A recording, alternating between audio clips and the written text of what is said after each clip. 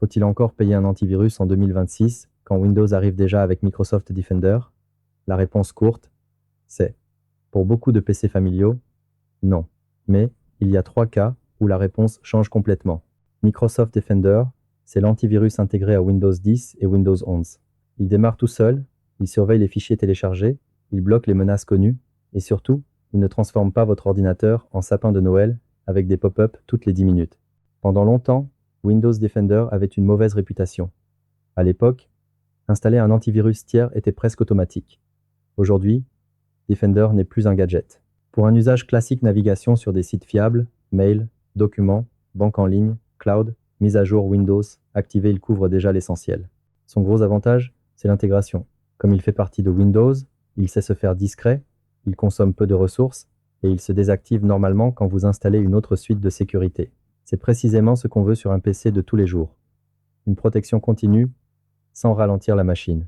Mais il ne faut pas confondre suffisant et magique. Si vous téléchargez souvent des logiciels sur des sites non officiels, si vous ouvrez des pièces jointes douteuses, si vous utilisez des cracks, ou si plusieurs personnes peu prudentes utilisent le même ordinateur, alors un antivirus plus complet peut avoir du sens. Dans ce cas, ce qu'on cherche n'est pas juste un deuxième antivirus. On cherche plutôt des couches utiles, meilleur filtrage web, protection bancaire renforcée, contrôle parental plus avancé, surveillance d'identité, VPN, gestionnaire de mots de passe ou support technique plus accessible. Le piège classique, c'est d'installer 2 antivirus en même temps pour se sentir mieux protégé. C'est une mauvaise idée. 2 moteurs qui surveillent les mêmes fichiers peuvent se gêner, déclencher des faux positifs, bloquer des processus système et surtout ralentir fortement le PC. Si vous choisissez une suite tierce comme ES7, Kaspersky, Bitdefender, Avast ou une autre, gardez une seule protection active.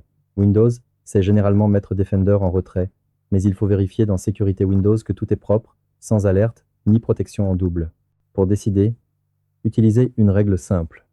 Si votre PC sert au travail courant, avec des logiciels officiels et un peu de bon sens, Microsoft Defender suffit largement. Si votre usage est risqué, partagez avec des enfants, ou si vous voulez des fonctions supplémentaires, prenez une suite réputée, mais une seule. Et dans tous les cas, l'antivirus ne remplace pas les bonnes habitudes.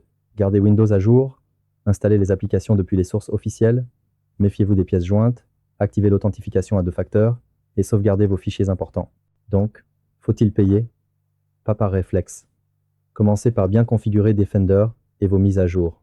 Ensuite seulement, ajoutez une solution payante si votre usage ou votre niveau de risque le justifie vraiment. Le meilleur choix, au final, c'est celui qui protège sans vous gêner. Un PC bien tenu, avec un seul antivirus actif, des mises à jour régulières et des sauvegardes, sera presque toujours plus sûr qu'un PC couvert de logiciels de sécurité mal configurés.